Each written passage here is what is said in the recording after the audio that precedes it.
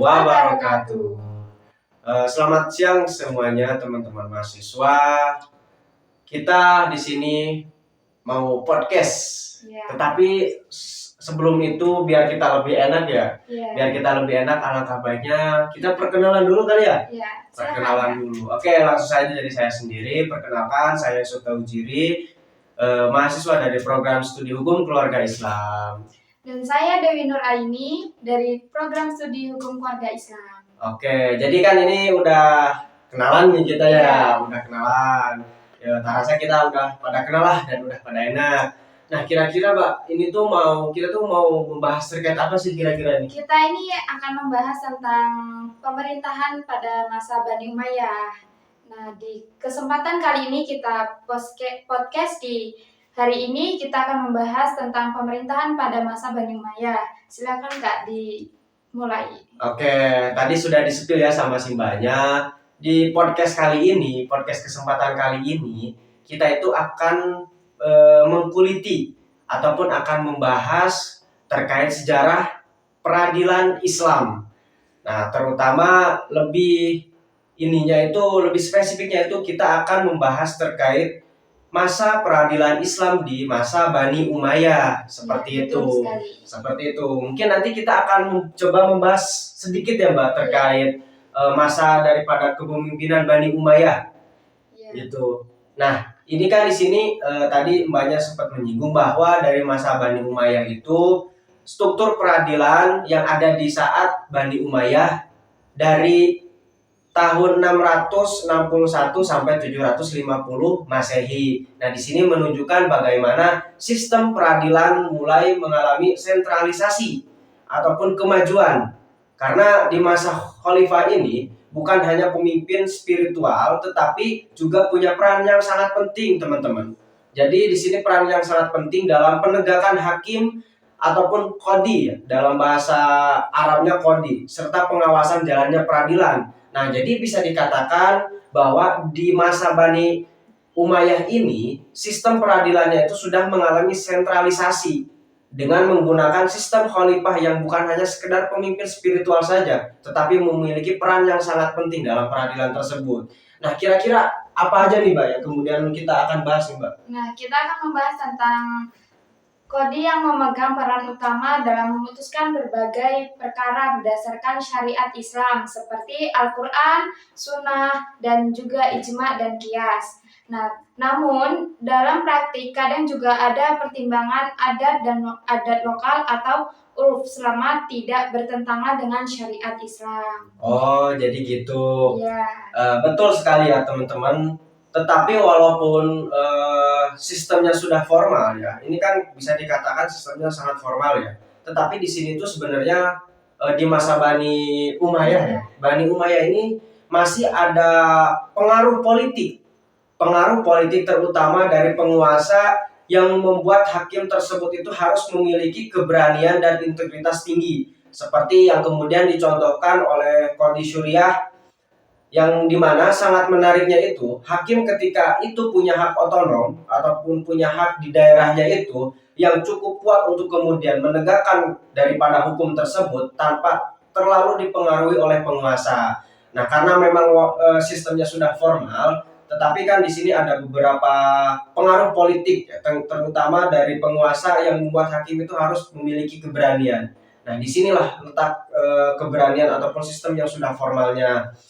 Nah, terus mungkin di sini juga dari beberapa poin, di sini ada beberapa faktor, Pak. Ada beberapa faktor yang kemudian sangat berpengaruh dari adanya masa Bani Umayyah ini di tahun 661 Masehi ini. Ada beberapa faktor yang kemudian sangat berpengaruh.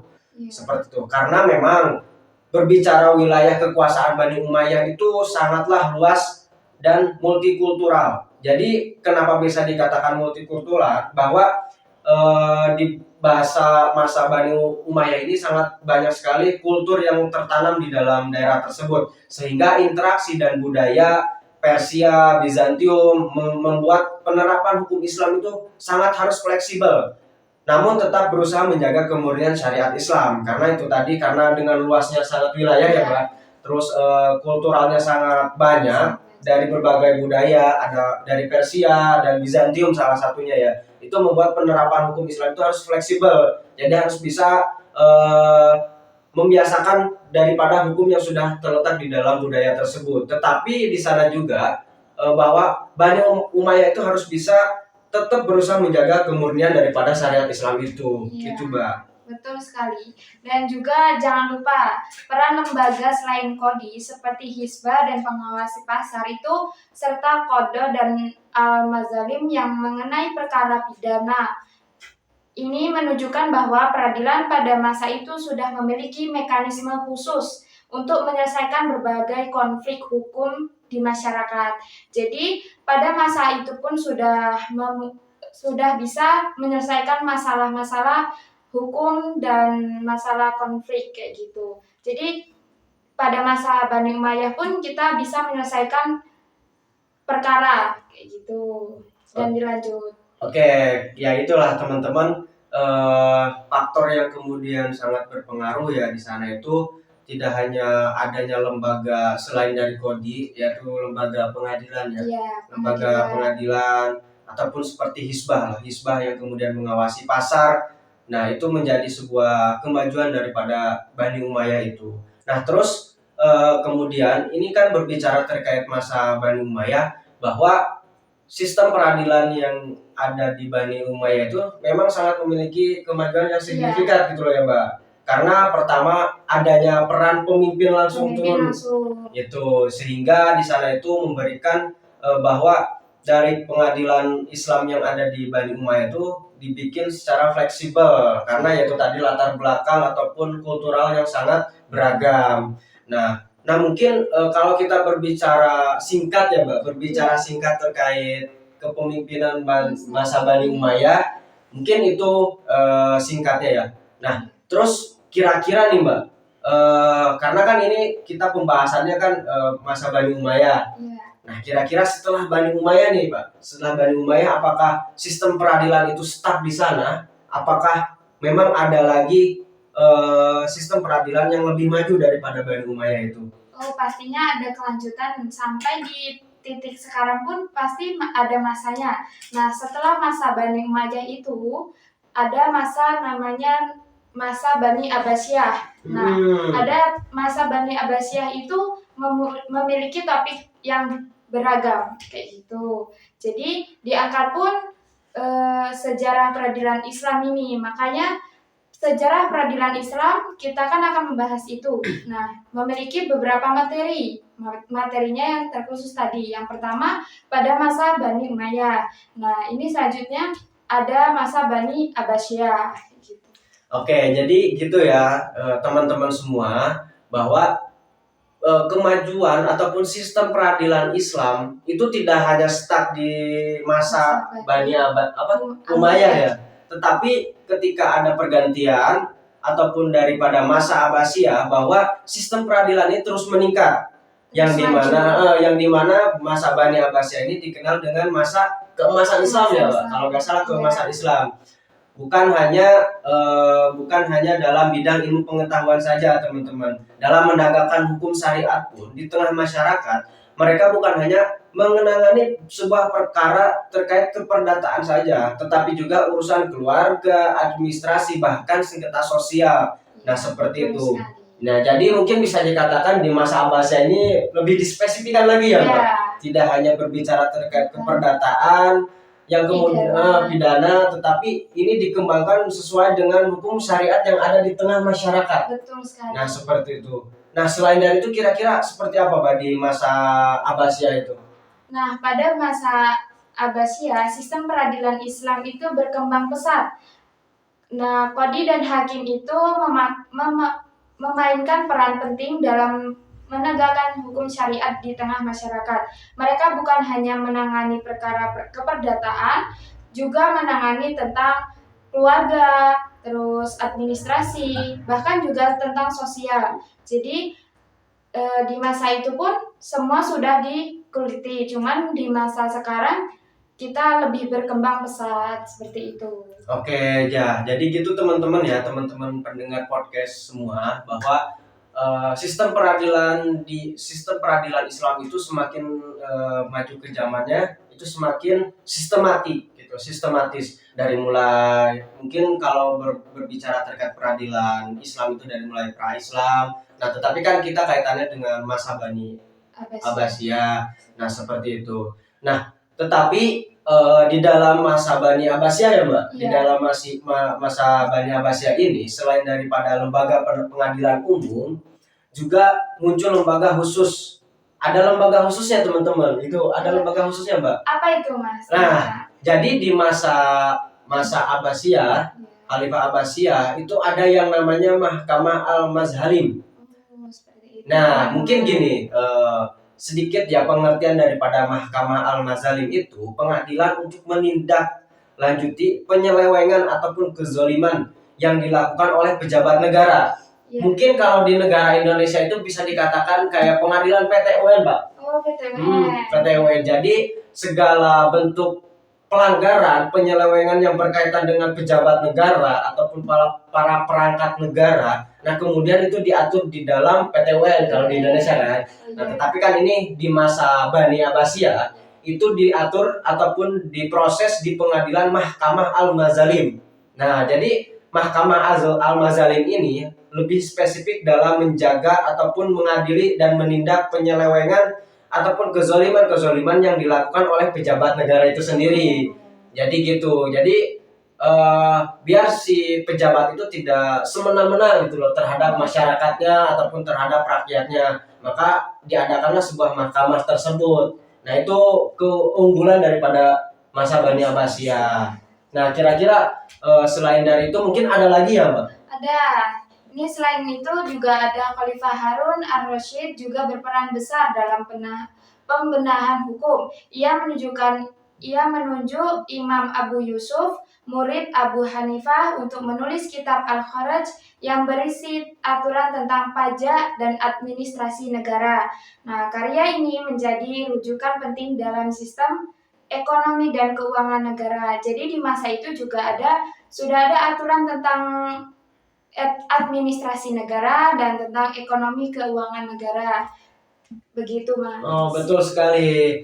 Jadi di sini kan tadi kan sudah menyebutkan ya bahwa ada Khalifah Harun ar-Rasyid juga berperan besar dalam pembenahan hukum. Karena benar sekali Mbak, artinya di dalam sistem hukum Islam pada masa itu ataupun pada masa Bani Abbasiyah itu tidak hanya menghukum ataupun mengadili rakyat kecil saja Mbak. Nah, tetapi juga di dalam kepemimpinan Bani Abbasiyah itu bisa menegakkan keadilan terhadap penguasa. Jadi ada semacam checks and balance antara pejabat dan juga masyarakat gitu. Jadi tidak hanya masyarakat saja yang ditindas Pak gitu loh. Tidak hanya masyarakat yang dihukum, tetapi pejabat yang kemudian melakukan kesalahan pun nanti ditindaklanjut. Nah, kemudian kan ini dibenahi oleh Harun ar-Rasyid dan juga Imam Abu Yusuf dengan menulis sebuah kitab Al-Kharaj. Nah, yang berisi tentang aturan pajak, administrasi negara. Nah, seperti itu. Jadi itu semua mengatur terkait hukum ataupun pengadilan terhadap penguasa seperti itu. Nah, itu mungkin ya terkait kemajuan daripada Bani Umayyah. Nah, kira-kira setelah itu ya, ini kan maksudnya ada beberapa hal juga yang kemudian melatar belakangi hukum yang peradilan yang pas bahasa Bani Abbasiyah itu. Kira-kira apa, Mbak? Perlu juga kita ingat, masa ini ditandai dengan lahirnya beberapa mazhab fikih besar seperti Hanafi, Maliki, Syafi'i, dan Hambali. Masing-masing berkembang dengan dukungan politik dan khalifah dan di daerah-daerah tertentu. Misalnya, mazhab Hanafi banyak digunakan di Irak, sementara Syafi'i itu berkembang banyaknya di Mesir, seperti itu. Oh, ternyata gitu teman-teman semua, bahwa di masa itu juga itu ada keterlibatan ataupun ditandai dengan adanya kemunculan mazhab yang 4 ya Mbak? Iya, 4. Mazhab yang 4, mazhab fikih. mazhab fikih yang 4 dari Imam Hanafi, Maliki, Syafi'i, dan Hambali. Dan mungkin daripada masing-masing mazhab tersebut itu sangat berkembang dengan dukungan politik dan khalifah dari daerah tertentu. Nah, seperti itu. Tetapi selain dari itu, teman-teman, perlu kita ketahui juga bahwa sistem peradilan yang mapan, selain dari sistem peradilan yang maju gitu kan, masa Abbasiyah ini perlu kita ketahui bahwa di masa Abbasiyah ini ada juga yang kemudian mengenal wilayah hisbah, Mbak. Ini juga menjadikan sebuah lembaga. Ini berbentuk lembaga yang dipimpin oleh muhtasib, atau muhtasib itu semacam petugas moral yang tugasnya itu menegakkan ketertiban umum dan mencegah kemungkaran, misalnya pengawas pasar, tataran, dan perilaku masyarakat. Nah, mungkin ini kalau misalkan kita kaitkan dengan di kita, negara kita ini menjadi pengayom daripada masyarakat Ya, itu. betul sekali. Nah, seperti itu. Jadi selain peradilan Islam yang sistematis, nah di Bani Abbasiyah juga memiliki perangkat-perangkat yang memang itu langsung terjun ke dalam masyarakat untuk kemudian menjaga ketertiban di pada masyarakat tersebut gitu loh, Bang. Ini menjadi keunggulan daripada masa Bani Abbasiyah. Seperti itu. Wah, lengkap sekali bukan? Sebelumnya kita sudah membahas tentang masa Bani Umayyah, kemudian masa Bani Abbasiyah. Seperti itu teman-teman. Bahkan ada juga Al-Mahkamah Al-Ashkariyah, peradilan khusus untuk militer, dan lembaga arbitrase atau tahkim, yaitu penyelesaian sengketa berdasarkan kesepakatan bersama kedua belah pihak. Seperti itu teman-teman. Wah, ternyata seru juga ya Mbak belajar sejarah terkait peradilan Islam. Betul sekali. Karena di sini kita bisa tahu teman-teman semua. Karena kan di sekarang juga kan di Indonesia ya, itu ada yang namanya penyelesaian sengketa, ya, arbitrase, APS lah, alternatif penyelesaian sengketa, yang dimana penyelesaian tersebut itu diselesaikan di luar pada pengadilan. Ya. Nah, mungkin ketika kita bisa membahas ataupun mengetahui terkait sejarah peradilan Islam, kita bisa menemukan bahwa ternyata arbitrase itu sudah dilaksanakan di zaman Bani Abbasiyah, teman-teman. Gitu loh. Jadi gak hanya di Indonesia, bahkan kita ketika tahu sejarah, arbitrase itu sudah dilaksanakan di masa Abbasiyah untuk kemudian menyelesaikan sengketa berdasarkan kesepakatan bersama kedua pihak. Dan tidak lupa, tadi juga Mbaknya itu membahas bahwa di zaman Bani Abbasiyah itu ada yang namanya Mahkamah Al-Ashkariyah, yang dimana peradilan tersebut itu khusus untuk militer. Yaitu tadi karena di zaman Bani Abbasiyah itu ada yang namanya perangkat yang memang langsung terjun ke dalam ketertiban masyarakat. Nah, mungkin ini menjadikan sebuah peradilan Mahkamah Al-Ashkariyah yang kemudian berbentuk peradilan khusus untuk militer. Ketika ada pelanggaran, nah diatur di sini ataupun diadili di peradilan khusus untuk militer. Wah, ternyata sangat lengkap ya di pada masa Bani Abbasiyah itu, sangat kemajuannya sangat pesat sekali. Ada peradilan PT UN kalau kita ya, kalau di Indonesia itu ada peradilan PT UN ataupun peradilan yang berbicara terkait administrasi negara. Terus ada juga peradilan militernya juga ya, Mbak. Iya, tentang perizinan juga perizinan. Terus ada juga alternatif penyelesaian sengketa ataupun arbitrase, seperti itu. Wah, seru juga ya kalau misalkan kita belajar terkait peradilan. Apalagi kan kita anak hukum ya, Mbak. Iya, wah, ini sangat membuka open minded kita, membuka pikiran kita. Ternyata peradilan itu tidak semena-mena muncul terus dibentuk gini. Ternyata ada sejarah yang sangat memukau seperti itu ya, Mbak. Ya. Nah, kira-kira di zaman Bani Abbasiyah ini ada apa lagi nih, Mbak, kira-kira yang harus diulik nih, Mbak? Nah, tentu saja setelah masa keemasan tersebut, dinasti Abbasiyah juga mengalami kemunduran.